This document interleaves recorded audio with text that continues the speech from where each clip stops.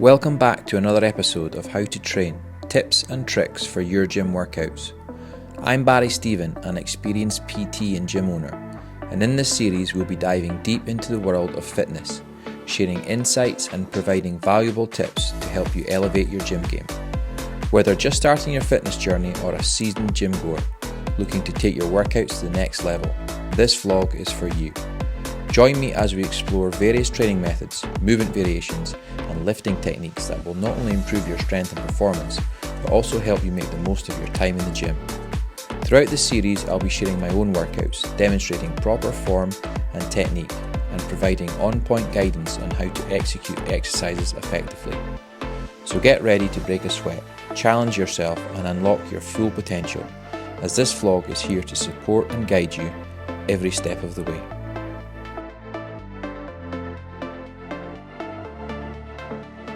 Welcome to episode 3, How to Train, Tips and Tricks for Your Workouts. In this session, we're going to cover some core exercises that I like to use in a warm-up, followed by a full body routine, focusing quite a bit on bodyweight exercises. First up, we've got Romanian Deadlifts. We're really going to go through the movement, break it down, and give you lots of little tips and tricks on how to do this movement efficiently. We're then going to cover press-ups, inverted rows and dips. 3 bodyweight exercises that are absolutely fantastic for building muscle in the upper body. Lastly, we're going to cover split squats and give you different variations of this exercise and how you can manipulate this movement to target different parts of your body. So I started this workout with 3 core exercises. I like to do core at the start of a workout as it gets you warmed up, gets those core muscles engaged. And to be honest with you, at the end of sessions, sometimes I can't be bothered and I miss them out. So put them in at the start if that's you as well. This exercise is called a Pallof press, and it is working on anti-rotation. I'm trying to resist rotation as I'm going through the movement. The resistance is at its greatest when my hands are out in front of me, and it's slightly easier when it's in at my chest. Great exercise, you'll really feel it, but make sure you do both sides. The second exercise, I used the 45-degree hip extension, and I'm going to do an isometric hold at the top. This is going to focus on anti-flexion, so I'm resisting flexion of the spine. This will target more the posterior chain muscles, so the glutes, the hamstrings and the lower back, and really prepare me well for those Romanian deadlifts. Great exercise, great variation to include.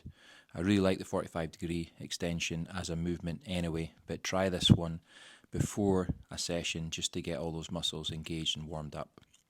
And lastly, I did an exercise called the dead bug, and this is working on anti-extension. So we're working on not extending our lower back. The movement of the leg and the arm is challenging that anti-extension. It's making me want to move my lower back. It's making me want to move my pelvis and my rib cage, and I'm trying my best to keep my lower back flat on the floor and in turn engage all my core muscles. So Romanian deadlifts, one of the sort of key lower body movements that we would use in quite a lot of programs. Big hip hinging exercise that's going to really focus on hitting those hamstring and glute muscles. So let's go through the setup for the Romanian deadlift. First of all, you want your feet to be directly underneath your hips. You don't want them to be wide in a squat position. So bring the feet in nice and narrow and place them underneath the hips. From there, bend the knees ever so slightly. That's going to allow us to move our hips more freely back and forward and get those hamstring muscles working. We want to think about our posture, and there's a couple of little things we can do here to make sure that we maintain this nice straight back angle all the way down to the bottom. The first is to think about holding a marble between the shoulder blades. So as I've said that to Emma, she has brought her shoulders back and down, and that has created better posture in her upper body, tension through her back muscles, and it's brought her shoulder blades together. So I want her to maintain that as she is going through the movement. Secondly, so that I can get as much out of the hips as I possibly can and make this as much of a hip hinging movement as possible, I'm going to give her the visualization of there being a wall behind her or a car door behind her and her job is to touch the wall with her bum or to basically close the car door with her bum. And your job is to try and get your butt onto that door to push it backwards. That's going to allow us to move our hips that way, and then when she stands up, she's going to bring her hips back across the same plane, all right? She's not going to go down, she's going to go back and forward.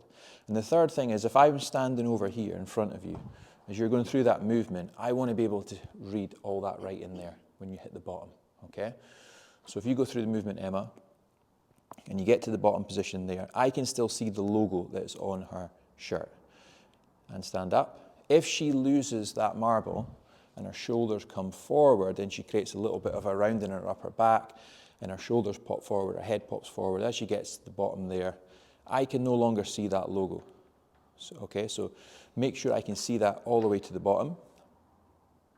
And keep thinking about that visualization of your bum hitting the wall, or basically thinking about closing that car door, and that's going to allow us to keep us on a nice straight line, all right? Grab the bar, Emma. Let's go through a few warm-up reps, and I'll cover one or two other little things. So feet are underneath the hips, slight bend at the knee, marble between the shoulders, and let's send those hips backwards so that we have that nice big stretch feeling through the hamstrings and glutes. It's good. Now, a little common fault, if Emma keeps going through this exercise, Emma's not doing this, but is to allow the bar to go forward of the body. So if you go at the bottom there, Emma, and just allow the bar to drift forward, okay? So quite often the bar may be not as forward as much as that, but even just there is making that exercise so much more difficult than it needs to be. And up, if the bar is a little bit away from the body, you're no longer as strong, and you're no longer hitting the muscles that you want to hit as well. You're making that weight heavier the further it gets away. So keep the bar super, super tight to the body. It should be touching the thighs all the way down. And then when she gets to the top, I don't want her to overextend. So I don't want her to get to the top and be in a position like this, okay? That extra movement is coming from here. And we don't need that in the Romanian deadlift. So if Emma goes down at the bottom, and then she really thinks about squeezing her glutes as she's bringing her hips forward to the bar.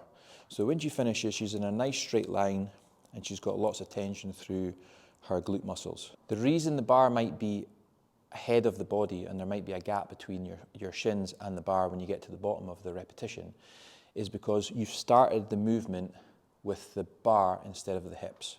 So Emma, what I want you to do is I want you to start this exercise with the bar moving downwards first, okay? And then your hips can follow after that. So what happens is we've got less movement from the hips and more downward movement from the bar, which means our shoulders start to come forward a bit, and now we have a gap. So if you come back up to the top, what I want you to think about instead is keeping that bar still all the time, okay? Marble between the shoulder blades, nice and tight. Tighten up your grip a little bit. And the first movement comes from the hips moving backwards. We don't think about this bar moving at all. So Emma, just move the hips backwards. What happens is, because she's moved her hips first, she's maintained that position here, the bar is a lot closer to her body at the bottom and back up. And last little thing, which is something really common with my clients, is I'll see daylight between the bar and their grip. You want to keep that grip nice and strong. If your grip is starting to go for whatever reason, then use chalk to support your grip, or maybe try a different grip, like a mixed grip. You don't want any daylight to be between the bar and your hand when you're going through this movement, because that represents a loss of strength and a loss of tension in the movement.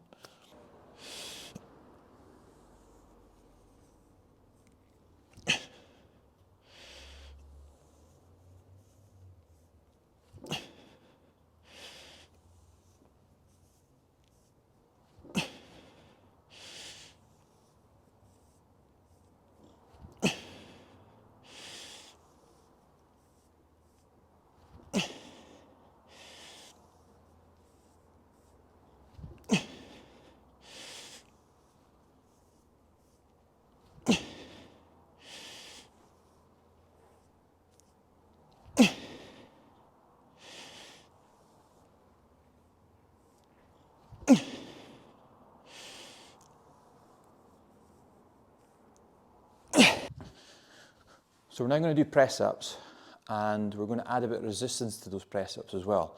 But I just want to cover a couple of key pointers with the press up and the shape that we should be creating.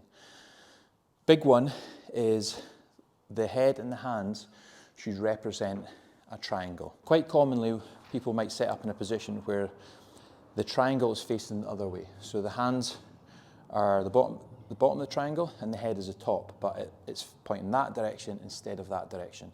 Or they might get themselves to a position where everything's in a straight line. I want us to have the head this side, so the triangle is shaping that way. If Emma goes back into the wrong position and just does a press up from there for me, you'll notice that it's very difficult for her to keep her elbows tucked in and go down, and she has kind of a weird range of motion. Her shoulders are starting to track forward towards her ears. Now, if I get her on her tiptoes moving forward, all right, so I want her to push her head forward more so that she feels quite a bit of tension through her shoulder joint. Her shoulders are in line with her wrists and her head is beyond her hands. Notice now she's on her tiptoes instead of her closer to being on her heels. It's a harder position for her to hold, but if she goes through the press up, Emma, she's now got a nice big triangle at the bottom, let's go, where it's like this. That's what we want to achieve when we're doing the press up. Bigger range of motion, shoulders in a better position, and she's going to get better recruitment from her chest and her arms. We also want to avoid any sort of sagging or sinking of the hips and lower back. And instead of letting her hips sink down like this, we're going to bring her hips up in line with her shoulders, so it's more of a straight line. And I want her to think about tucking her pelvis or squeezing her glutes like that, so that she's got a bit more of a feeling through her abdominals, and she has a straighter line through here, and she's got more of a feeling through her glutes. And now it's about maintaining that angle as we go down in the press up. So all the way down, all the way up. It makes it a lot more challenging. Keep going, Emma. Eventually, when she starts to struggle, she'll probably lose this, all right? So this is part of the challenge. Don't let those hips drop. Keep them up. Keep them engaged. Press up's probably one of my favorite exercises. A bodyweight exercise, really, really simple. If you do it well, you'll get a lot out of it. How do we make it more difficult? Well, we can raise our feet up and things like that, and there's all sorts of different variations that we could go over. I like to just try and add resistance through adding weights, placing them on our back as we're going through the movement, or by using a resistance band, which does the same thing. It just makes it slightly different in that as I'm getting to the top of the repetition, it is becoming harder. So generally when we get to the top of the repetition, it should be becoming easier. So it's making that a different challenge. It's obviously hard going down to the bottom and pushing out, but as I'm getting to the top, where I should be getting that moment's rest, I'm then hit with all that tension from the band. So this is how I use the band. I get my hands in, thumbs free, and I lift up and round and wrap it over my shoulder blades. And then my elbows should track through the middle of the band. From there, I'm going to position my hands on the floor, get up onto my tiptoes, and get into that triangular shape that we just talked about. Watching, I'm not going to sag my back. If I do that, the band's going to slip down my back. So it's a good feedback that I'm in the wrong position. So tilt the pelvis, engage the glutes, and then we work from there. The tension comes off the band at the bottom, and then it's back on as I'm pushing up. And it's at its most when I'm at the top.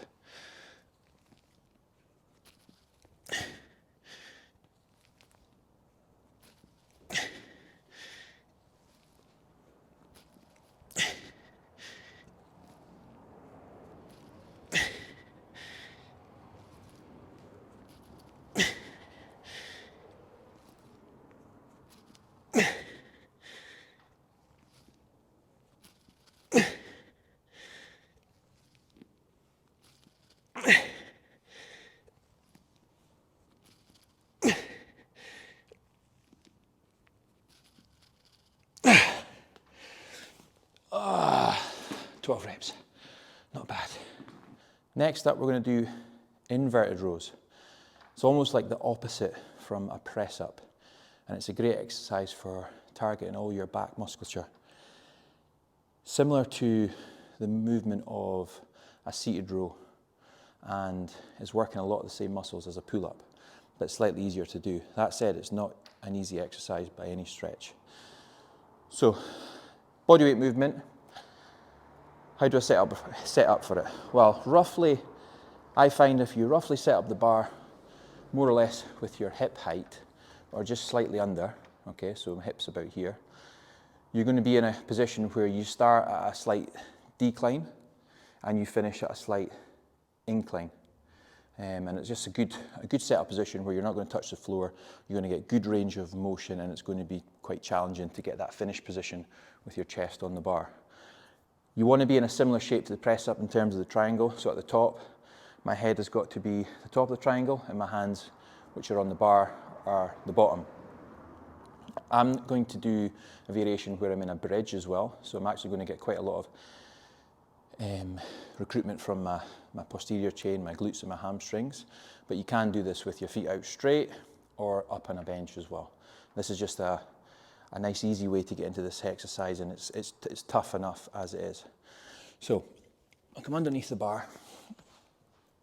I'm going to reach up, grab the bar, roughly the same distance as I would set up for push-ups, maybe a little bit wider, very similar to like a bench press grip.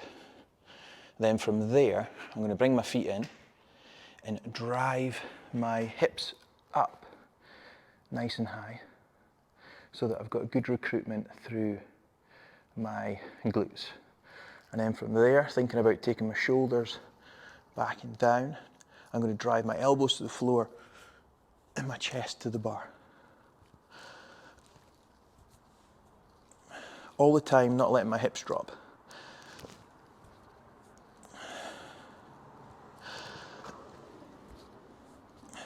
If I can get that little pause at the top, I'm going to try and get it.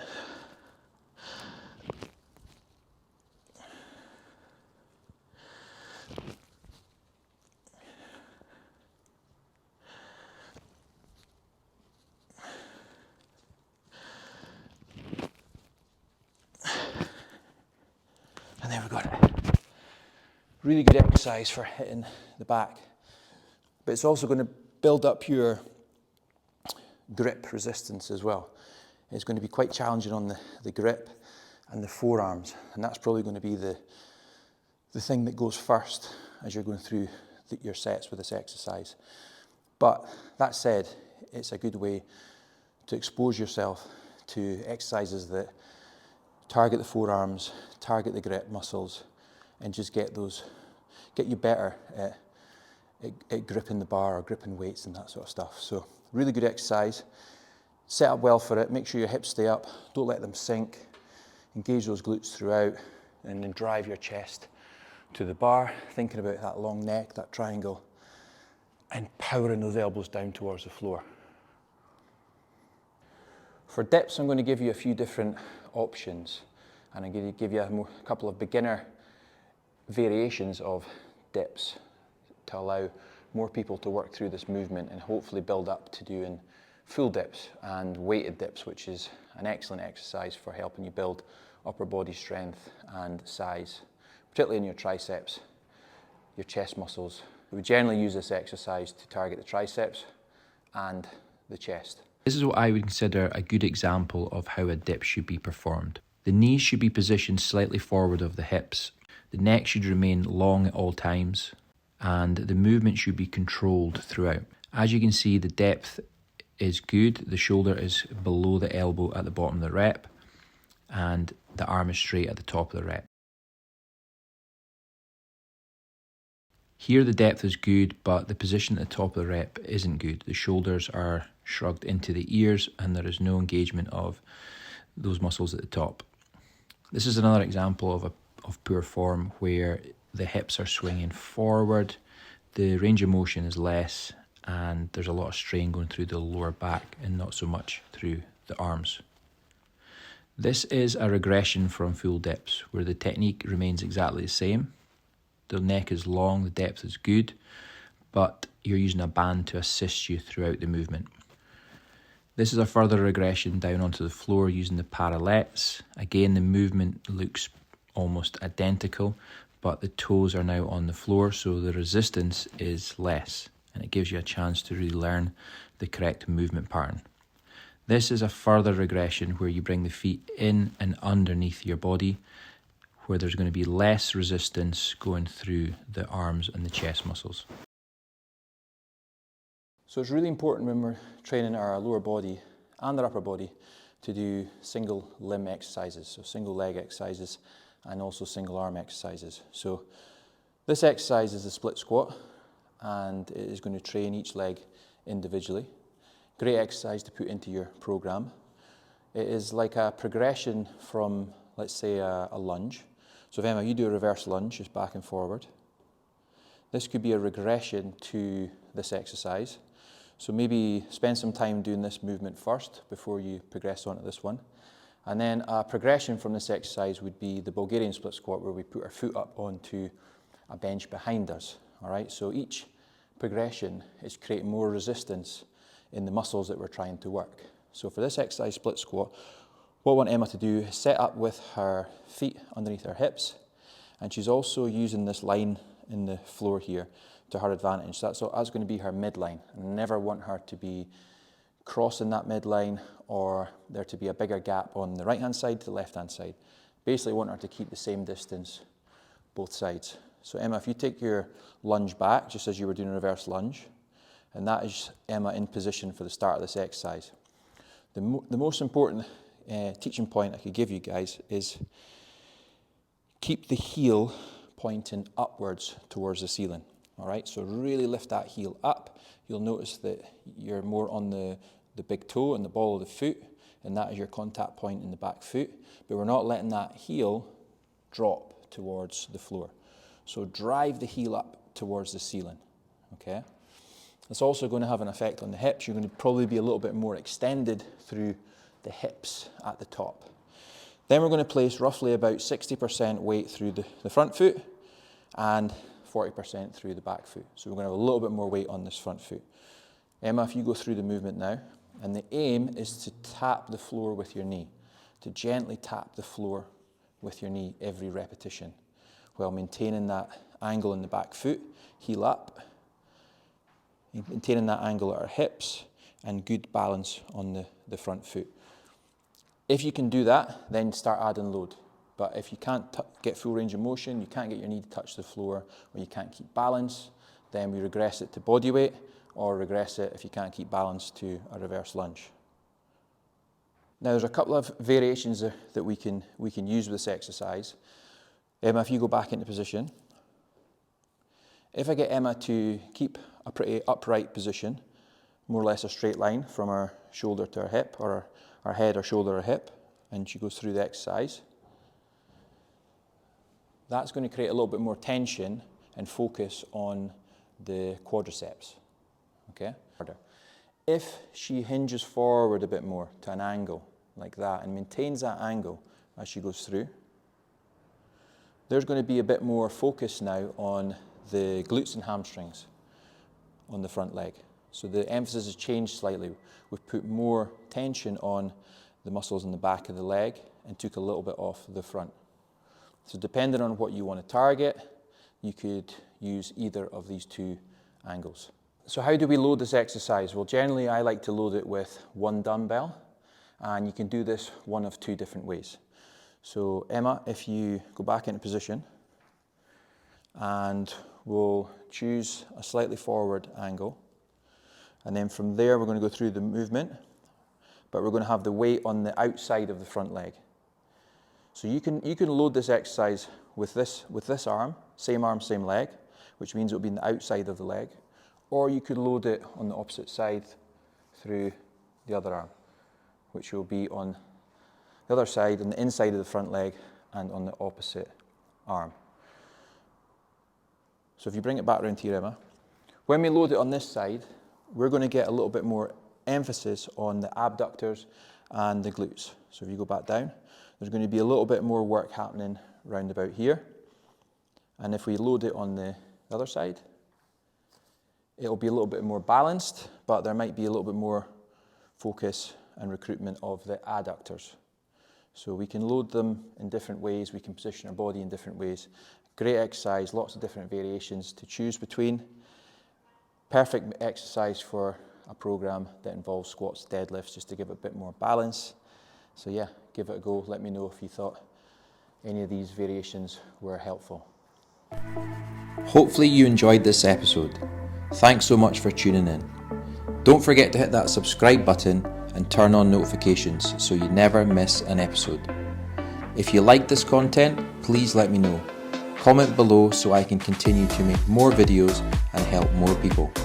Until next time, keep pushing, keep grinding, and remember, the only bad workout is the one you didn't do. If you have any exercises you want me to cover or training methods you want more information on, just let me know.